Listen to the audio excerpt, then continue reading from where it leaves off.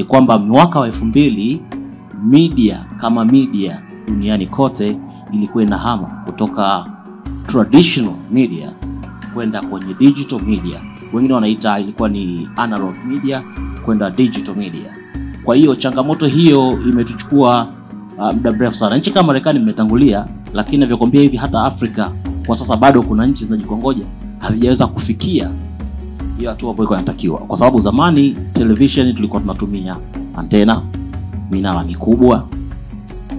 Leo kwenye digital nao tunaweza tukaanzisha TV yetu hapa. Wanachotaka ni content.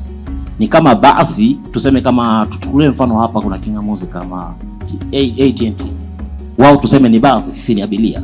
Wao ukiwa na content yako wanakupa channel katikati, unaweka pale labda ni Prayer TV. Unakuwa na feed, unaweza kuona chumba kimoja au viwili. Na mitambo watu wa IT ukiwa nao pale, unaanza kurusha TV yako kutoka, lakini si hivyo ilivyokuwa huko nyuma.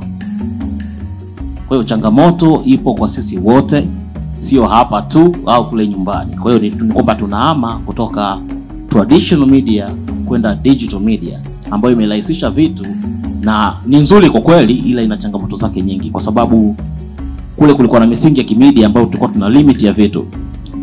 Leo katika new media mtu anaweza kaposti mtu yeyote hata kama hana professional ya media. Ndio sababu sisi katika dawati la media sasa tutaanza kujishare. Tunaamini kwamba kitu ukikiona WhatsApp, ukikiona Instagram, kwa wataalamu wa news tunasema hiyo sio news, hiyo ni source ya news.